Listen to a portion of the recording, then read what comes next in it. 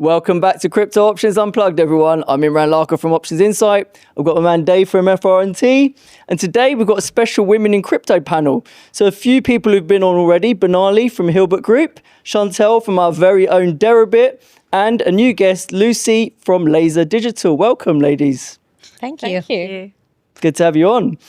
So I think we're going to pass on the macro and the market stuff, right, and just get straight into it. So why don't you guys... Imran's saying that because he missed the move, but that's I didn't quite miss it, but I definitely didn't have as much as you had. But why don't we go through each guest, each panelist, and tell us a little bit about your background? I know some of you have been on before, but we've probably got some new viewers hopefully watching this. So tell us how you got into crypto, your background, and what you're doing now. Sure. I'll start. I came into crypto about 5 years ago now. Majority of my career was spent in traditional finance, mostly in the credit markets. Majority of it also trading, risk management, etc. And I pivoted to crypto completely out of accident and for various factors, including lifestyle. I'm sure we'll touch on that later in the podcast. But yeah, I very excited to be here, and I still think it is one of the most exciting spaces currently in the financial services industry. Mm-hmm. Chantal? Hi, so my name's Chantal and I work at Deribit. I joined in end of 21, beginning of 2022. I joined from Curve Global, which was the derivatives arm of the stock exchange. Wanted to get into crypto the last peak, so sort of started speaking to the custodians, the exchanges, kind of the people that were trading crypto, asked who I should speak to. Ended up at Deribit, which felt like the best opportunity. And then obviously everything started going wrong in February 2022 in the market. And so saw out a whole cycle and kind of, sitting here sort of 3.5, 4 years later. And yeah, like Barnali, it's been incredibly interesting. It's been fascinating and it's been an amazing ride. Nice. And Lucy? Hi, I'm Lucy. I'm from Laser Digital. Laser Digital is obviously a digital asset business focused on asset management, venture and trading. Prior to Laser, I was at Copper, the digital asset infrastructure provider, where I joined in March 22. Some would say questionable timing, given everything that happened in the last cycle. But my first foray into crypto was back in 2018. I was working in a traditional consultancy. We were engaged by a crypto fund of fund back then to do due diligence on their underlying crypto funds. And I mean, it was a very distant concept back then. As a firm, we were slightly questionable whether this mandate would even come off, especially it was considered one of the bigger ones we had on the pipeline at the time. And as a result of that coming off, we ended up setting up a roundtable in 2018, looking at how one could institutionalize crypto funds, how you could align them. I think we used a traditional quant fund as our basis line for operational due diligence standards. And yeah, we did 3 iterations of that roundtable. And it's fascinating looking back because the key issues at the time were custody, valuation, and service providers. And it still fascinates me that only 8 years later, and including a global pandemic, that all the major asset managers are looking and involved in the space. All the banks are touching it now. And so it's been a brilliant journey so far. I'm excited to see what comes next, really. Yeah, it definitely feels like it's still very much a growth area, right? The old school finance industry has been in secular decline since like the crisis of 2008, right? Whereas this is just sucking all the talent out of that and into this growth area, because people like working in an area that's growing, right? Everyone wants to collaborate in the space. Everyone wants to build in the space. It's just a totally different feeling to work in an industry like that than it was in banking. That's from my vantage point anyway. So something we've been talking about over the last couple of episodes that's very much a hot topic in crypto right now is Bitcoin Treasuries, right? And even Dave's got something to say on this one. In fact, Dave should lead the way. Yeah, you probably should. But you guys are very, very active in that space. But you kind of seem to be approaching it from a different angle to the average Bitcoin treasury, right? Think about $100 billion of AUM now in Bitcoin treasuries. 2/3 of it is in MicroStrategy. Now, you guys are approaching it much more from an active rather than a passive standpoint. Correct. Do you want to tell us a little bit about that approach? Sure. So the way we view Hilbert as a firm is that our DNA is in actual asset management risk management, as well as now AI capabilities. And we want to take those core sort of strengths and build on it to then pave the way for what we would call sort of like the institutional corporate treasury regime. So what Hilbert is attempting is that instead of being what you are seeing, especially in the last 6 to 9 months, I would say, a lot of shell companies that are essentially passive vehicles to have reserve currencies. Most of them are using Bitcoin, but there are a few that are also using other crypto assets for their treasury purposes. There is no underlying core business that has a business model, revenue, and sort of value creation. What we want to do is power the engine of our underlying core business with the treasury on top, which then obviously is a strong value delivery to our shareholders. And we are approaching that with what we know best, which is take our asset management, risk management, and AI capabilities. We have several in-house products and strategies that we can leverage upon and deliver, or rather optimize our corporate treasury in a way that is much more risk sensitive and not passive hold and do and nothing. then do you have like certain benchmarks then around that in terms of the type of returns you're trying to generate on that treasury and the type of drawdowns you're willing to take and things like that? Yeah, I mean, I would say that we will disclose a more sort of comprehensive framework around this pretty soon. So I will not comment on it yet. However, what I could say is that this is entirely in line with how corporate treasuries are managed in the real world, when there is a, like Apple, or you have a bunch of assets, and the core corporate treasury's goal is not to create the maximum return on those assets, but to have very well managed, drawdown sensitive profile where there is actual growth of those resources. Ultimately, these are resources of the firm, and that's the approach that we are going to go down as well.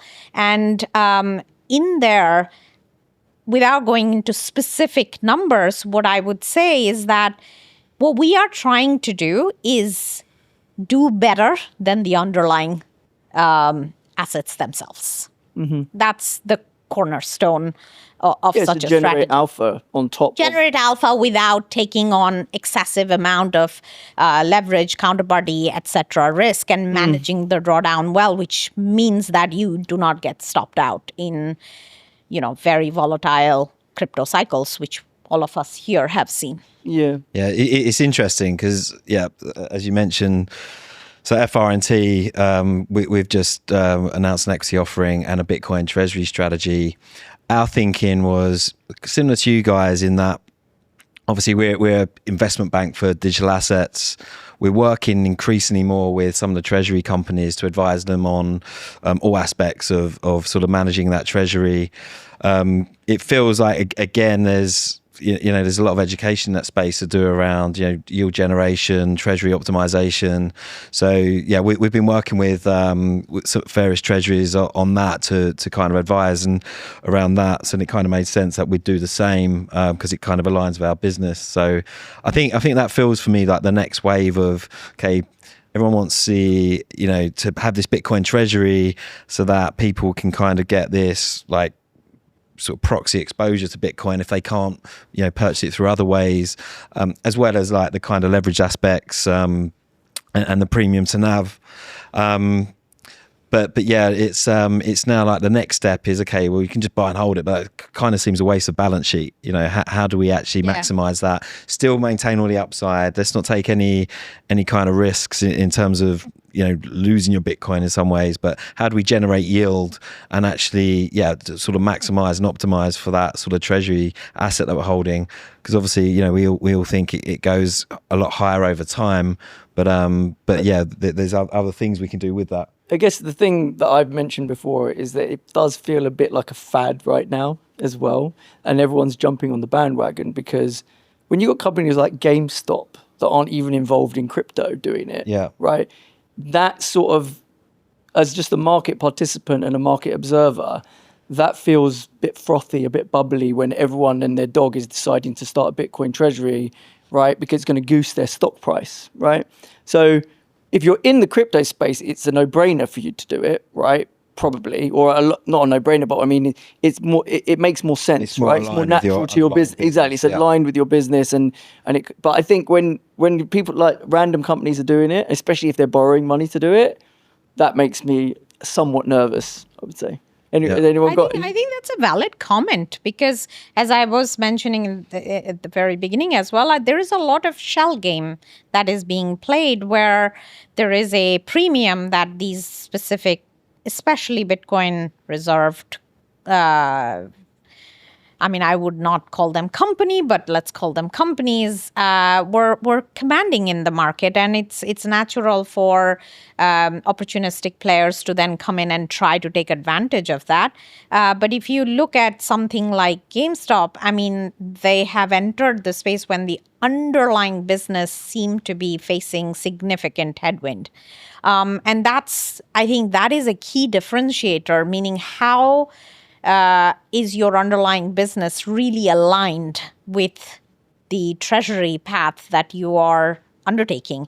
And to your point, David, like, yes, people in crypto or companies within crypto have a secular view and a secular bet on the industry as a whole, and Bitcoin is the poster child of value storage, and therefore there is some natural inclination to do that. But what we have seen recently really truly got unlocked because of the FASB rule changes in the US, and subsequently the repricing in the stock market in relation to these type of treasury strategies. But I think incrementally the market is getting more intelligent about it, and they will differentiate from what is a pure play shell game versus where there is actual value creation engine underneath. Yeah, I think as well, it's interesting because all of us sat here kind of, you know, have come into businesses that are, you know, we're just building businesses around the asset class itself. So that's where obviously we saw the initial value rather than it just being about the asset and let's hold that. I mean, Lucy, interesting with Laser Digital, right, having come, you know, from Nomura.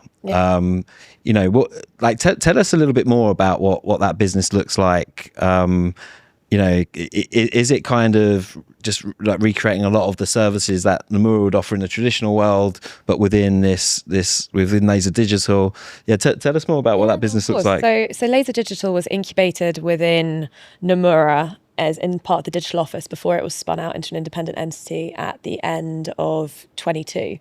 And it was co-founded by Jez Mohideen, who was head of the digital side, and Steve Ashley, who was global head of wholesale.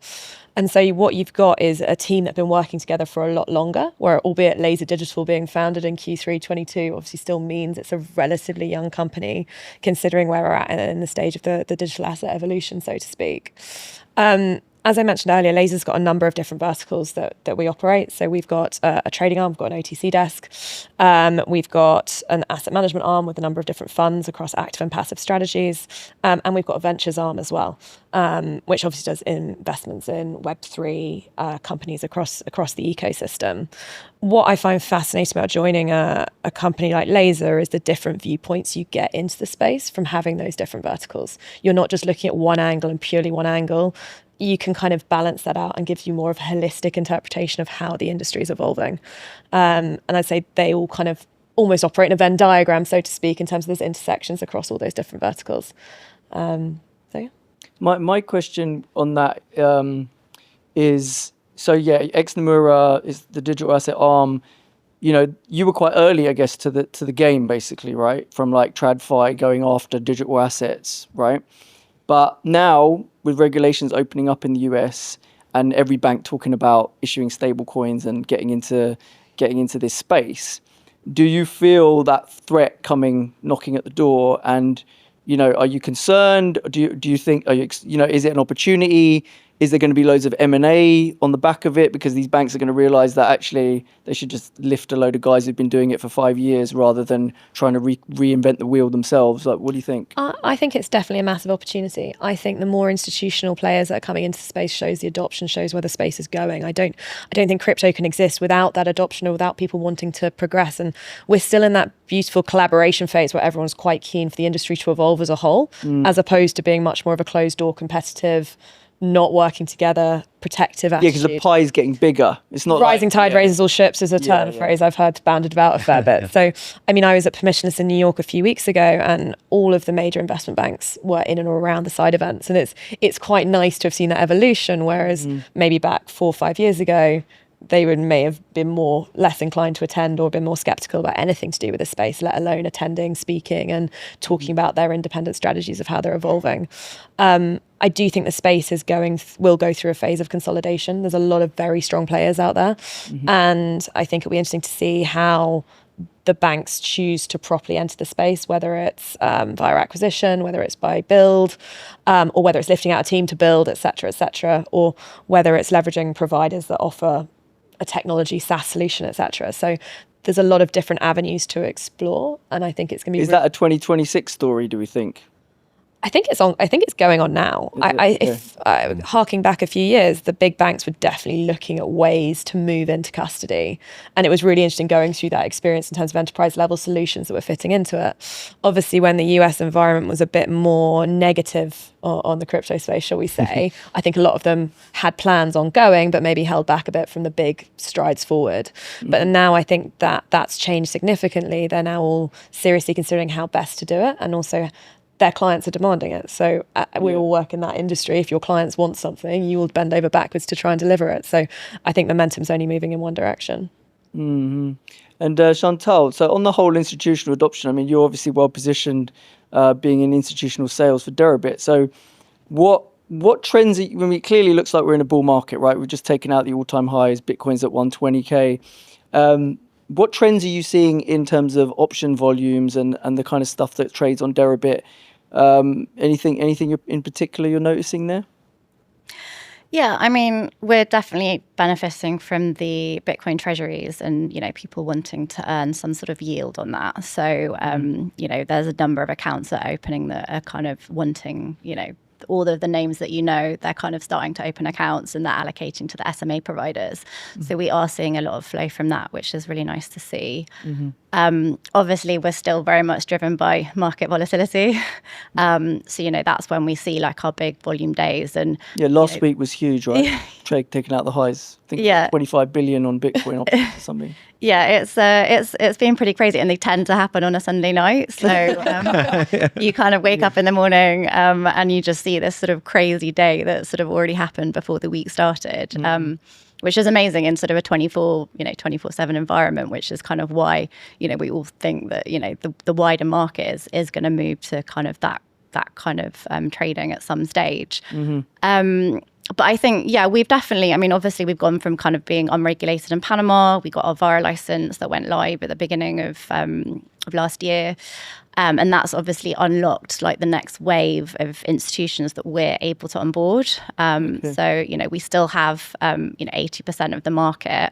And, there's a number of financial institutions, both in the UK and also sort of Swiss banks who want to offer structured products to their clients. Like they're definitely starting to onboard as well. And I very much, we still see that the institutions are still coming to Deribit. So, IBIT options launching towards towards the end of last year, what I've been very interested, we keep like a close eye on kind of the volumes there. And I think that, the month after they were launched, obviously it's not like for like, but if you compare it sort of 24/7 and 5 days, they are about 37% of Deribit's volumes. However, every month it's sort of 37, 38%, which basically shows that it's unlocked a lot of retail in the US that I know that last time we were on, you were asking me about kind of being able to unlock retail in the US. But they've managed to do it. So they've unlocked this retail flow that we just can't get.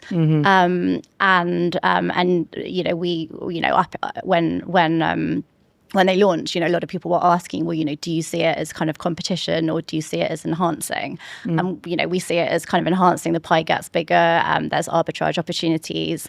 And the institutions seem to still be coming to Deribit. If you look at kind of the open interest, the open interest on Deribit, it's still in the further out expiries, whereas IBIT seems like it's definitely in the kind of the closer expiries. Oh, that's interesting. Yeah, because the speculative retail flow tends to be more short-dated options, right?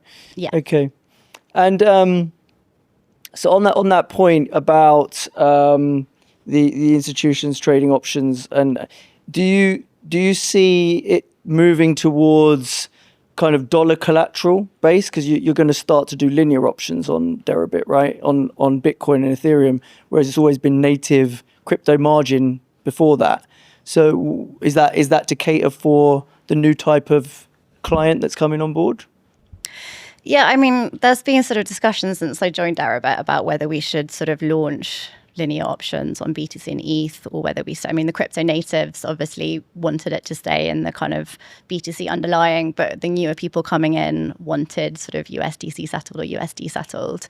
But there was a concern about cannibalizing the volume, because essentially now we're going to have two contracts. So we are going to launch linear options on BTC and ETH quite soon. I think next month. We haven't announced the launch date yet. It's actually been the kind of the catalyst has been to access a different market. So we want to be able to access the Indian market, which due to regulatory reasons, that was kind of the catalyst.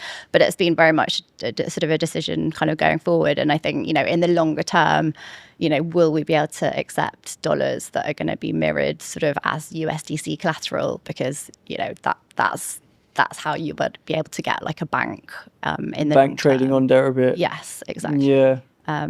Wow, if that happened, your volumes would like explode even more, right? I think it's still a way away, but obviously at some stage that's kind of what the position that we would like to get to. Interesting. All right, let's pivot a little bit. So obviously we've got we called it the Women in Crypto panel. So I guess we should ask a bit about your experiences as women in the crypto industry, coming from TradFi. I remember when I used to work on trading floors in TradFi at various banks, 90% of the floor was men, right? So it is very much a male-dominated space, finance. And now this is kind of the intersection between tech and finance. And tech's also a bit of a male-dominated space, as Lucy mentioned. So, does it feel the same in crypto, or is crypto a bit more open? Are there different roles that maybe lend themselves more to women than old traditional finance would be? What do you think? To me, it feels like this is a much more sort of like less set in stone, more evolving type of space still. I mean, a decade later, I guess. But that lends itself to much more sort of not siloed and really like clearly defined set of expertise type of seats that you see in traditional kind of financial services firms. That lends itself to variety of talent from variety of spaces, which is a great thing, frankly. And as for comparison, in my experience, I would say that I come from like as a trader most of my career and in pre-crypto world, and this is way better than what you would see. Better how? In the number of women participating both in building sort of the tech layer and in the servicing layer.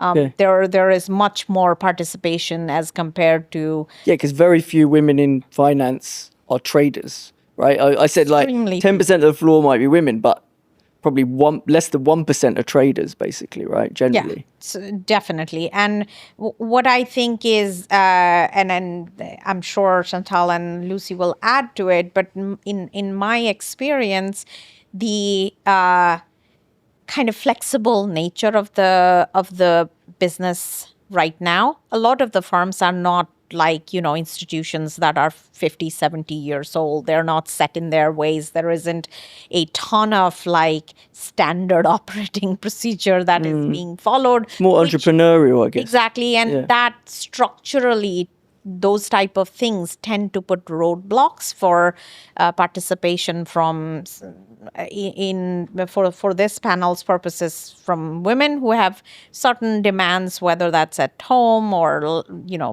periods of life that they are in and stuff like that. So it feels like the barrier to entry is lower, but I would say there is a lack of knowledge and education as to what are the type of roles available and how that could potentially be very different from going and working for a big bank, in the traditional world. And I think a lot of work has been done, but a lot needs to be done by variety of crypto participants, whether that is from protocol level to exchanges and other infrastructure builders to asset managers and others. Well, what do you guys think? I think so. Actually, from the exchange perspective, there was actually quite a lot of diversity at the London Stock Exchange. So not being on the trading floor, but definitely being kind of part of the wider financial industry. I think in crypto, it's still very behind.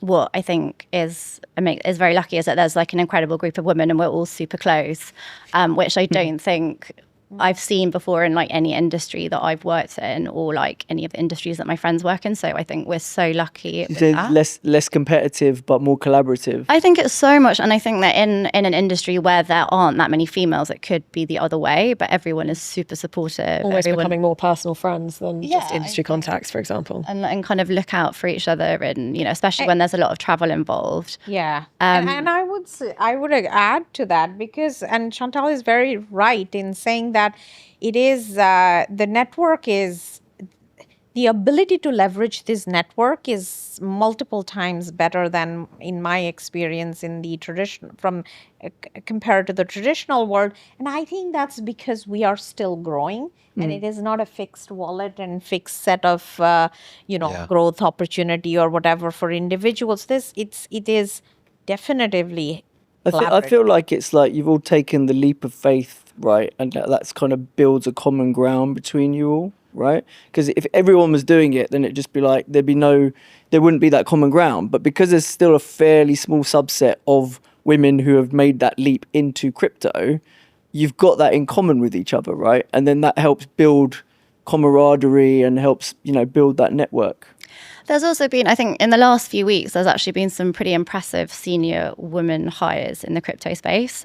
So poor Luke at Deribit kind of constantly gets little messages from me telling him about senior hires because unfortunately there isn't yet. I think Deribit's been very good at hiring females in the last few years and they actually do a lot of work in terms of university graduates and we've actually managed to hire people from that, which is really impressive. But, it's really nice to see that in the space. So GFOX, which is kind of one of our, I guess, competitors that has recently gone live. They've just hired Sabrina Wilson, who, is incredible. And it's amazing that they've managed to get her on like a senior level. And I think that seeing more people like that is because it's nice to have, female role models. And also that helps, people coming into the space to look at it and see, some women in influential positions at the top, which there aren't a huge amount at the moment. And it would be nice to see more of that. Yeah, and I think it's also fascinating, as you mentioned, like crypto sits at the intersection of tech and finance, neither of which are are female dominated. But also it comes down to the younger age groups. If you're young and exploring careers, crypto, I think, still suffers a little bit from the negative PR that's been associated with it over the last What, the degens? Well, not degens necessarily, but if you think about it, it's associated with illicit activity, it was associated with the Silk Road, you look at FTX, the fraudulent activity, you look at the headlines that have hit the general press, which some people then basically conflate crypto, blockchain, digital assets all as one thing, and the negative press is associated with it. So if you're 18 to 20 and you're talking to maybe your parents or family about your career opportunities, it's depending on the level of education with the family about crypto, the opportunity and what blockchain technology can deliver, they're probably going to tilt you more towards the traditional accountancy, legal, medical professions. The boring stuff. Then they would say there's a really cool crypto startup, which doesn't necessarily have the same ring of stability to it. Sure. And do you think like women in particular are going to be more inclined to go for something that sounds like more stable long-term career? Or I don't is think there that that risk challenge aversion? is unique to women necessarily. That was more general. If you're young and coming through, it depends on who your support network is in terms of the advice you're going. I remember when I took the job at Copper, which was a very, very established firm at the time. I had an uncle that was like, I don't think you should do this. And it was just quite funny having that back and forth. Yeah. That obviously following Luna and then following the lending crisis, FTX and the banking crisis the following February, I was definitely thinking he might have been right. What does your uncle think now? He's just bought some Bitcoin actually. So we've had a complete U-turn. Amazing. It was quite a satisfying moment. It's funny as well because on that, and I will do a sort of personal plug. So outside of FRNT, I also a friend and I set up London Crypto Club. Which we have a newsletter which we speak about on here, Connecting the Dots, which was centered around like educating on crypto, both like within my kind of macro framework and thinking of it as a macro asset, as well as like news of what's going on in the space, just for like education point of view, and then also like a networking, like a social network for crypto was the purpose of it, and remains the purpose of it. We've now kind of set up with that a thing called Next Generation, with an aim of like kind of focusing on that 18 to 25-year-old sort of demographic.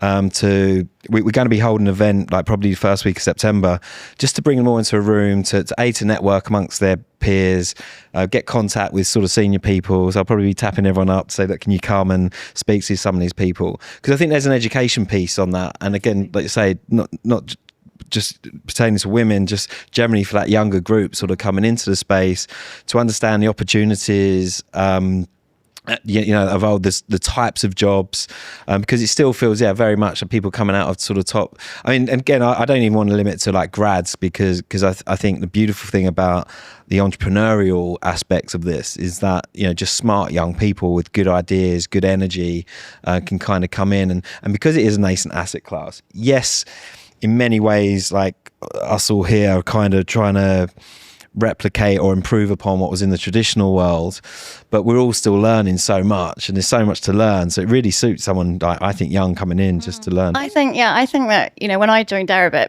people thought I was crazy to join Deribit, like absolutely crazy. I remember even someone on the board of the stock exchange sitting me down and having a talk to me about it, and I've learned more and I've had more fun in the last 3.5 years than I have in all of my jobs put together. Like, it's been absolutely like amazing, and obviously given what's recently happened with Coinbase, it was definitely the right decision. A lot of these people have come back to me and sort of said, we were wrong, we shouldn't have said that to you. Really? Do you have a job going? I know how to get into crypto.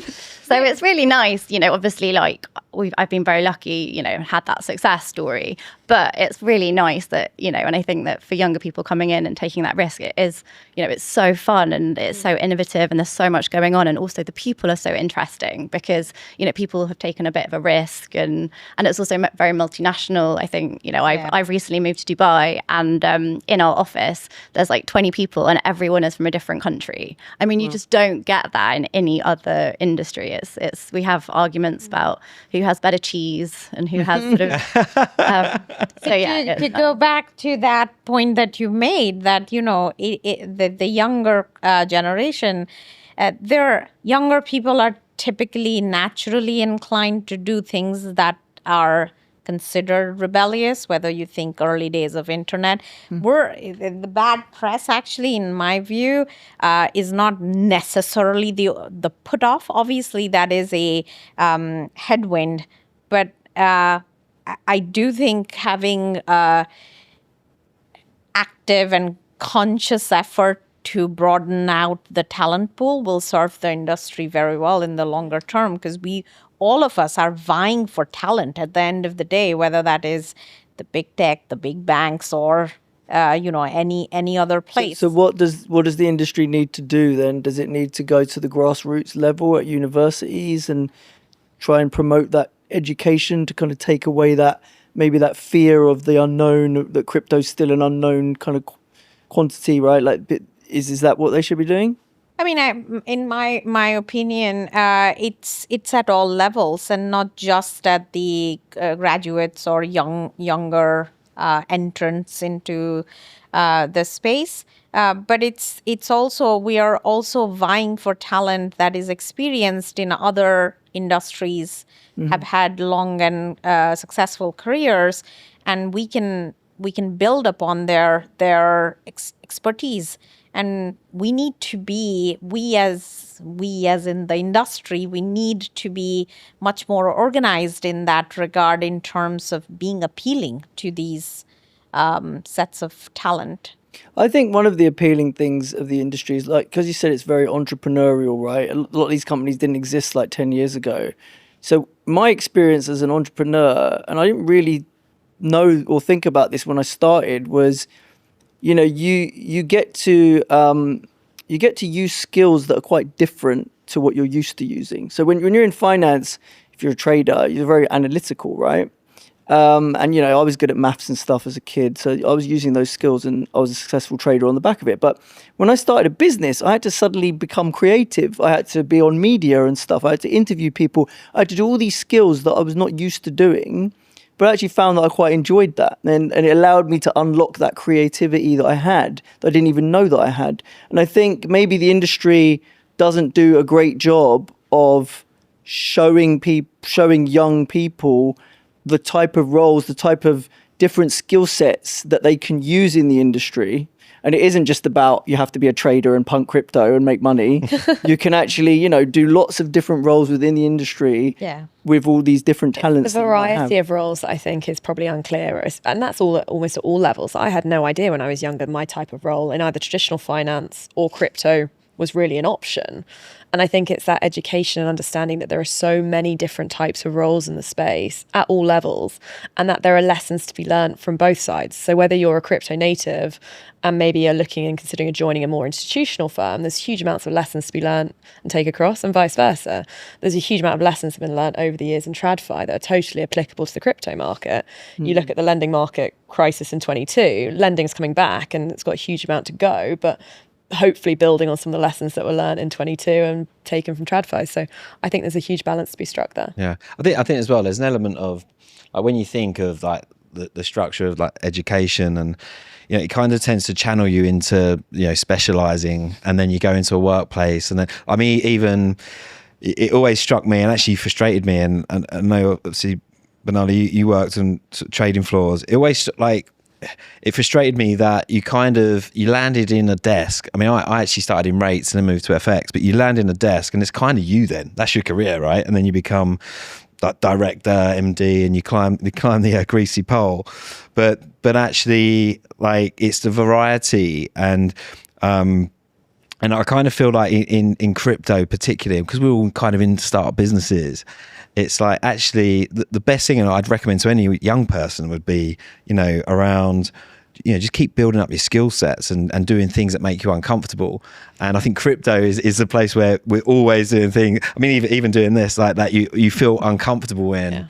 Yeah. But it's just it kind of broadening out that skill set and challenging us. Skill set and network, I reckon. And network, yeah. They're the two main things, I'd say. Yeah. It's interesting as well, like you say about that, back to like the kind of women in crypto thing. Like, I mean, I do feel there's, because we're all trying to grow a pie and we're not all trying to just take from it, there is more of like a collaborative kind of feel generally. Even like FR&T, like competitors of ours, it's like we all chat and what are you doing with this, because we're incentivized to grow the pie. But I kind of like the points you made around like with women in crypto, just that you feel there's that nice support network and around, because I guess like there's lots of travel involved and things like that. So I think like it'd be interesting for like other women out there listening in to kind of know that and know that what's going on. I thought that was really, really interesting. Mm-hmm. So before we wrap up, do you want to give us your sort of closing thoughts in terms of, you know, what to look out for in the industry, in terms of what's hot right now that you're particularly focused on in your businesses? I mean, I think we're at a very, very exciting phase before eventually all things are cyclical and they are not interesting. I mean, we have regulatory headwind gone. Not saying tailwind yet, but at least we don't have the sort of like weight on our back. The foot has been taken off the neck. Yeah. Yes, sir.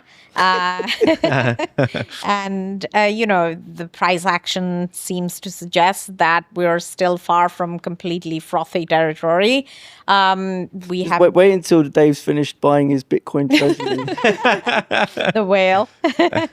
And, you know, institutions are still arriving. So there is a whole lot of excitement to be had. And what is most interesting for me right now is that there is a lot of innovation that's being worked on, whether that is on the infrastructure rail or the products that are being offered in terms of investments, and that's our line of business. So I'm more focused on that. And on the broader industry, a larger focus on sort of sustainable business models, which hasn't been the case previously, even though in terms of like, if you think about beginning of the year or last year, there was a lot of mind share was taken up by meme coins and meme tokens. But underneath, it's gone quiet now. If you really think about it, the I guess the capital is still trying to find the best user applications, the sort of more mainstream adoption of crypto, maturation of the market, and so forth. And I think ultimately that's very healthy for the industry as a whole.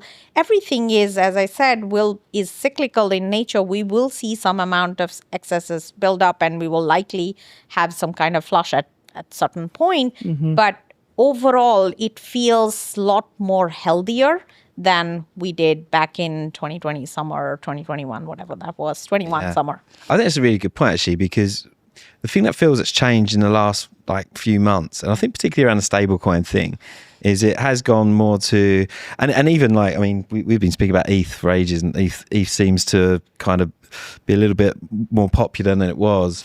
But everyone, for so long, it was just about price go up, price go down, whatever things are doing. But now, even with ETH, people looking at the actual, the fact that, who's building on it, what are they building on, obviously the tokenization of real world assets, the fact that financial systems looking at that. And then the stable coins being the real kind of use case, product market fit. And it feels like the conversation has gone more around those actual use cases, and probably helped by the institutions coming in who are looking at how do we use this stuff? What miracle does patient capital make? We were talking earlier offline about Citigroup, and they had their earnings yesterday. And they mentioned what their initiatives were in the crypto space, right? And talking about the kind of savings that they can make and how much money they save via their internal blockchain. Or was that JP Morgan? I can't remember. But one of the banks. And it's clear that they're kind of being forced into crypto to defend the market share of a lot of these businesses, because they know that's just going to go to crypto because people can save money and not pay the kind of fees that they're used to paying, right?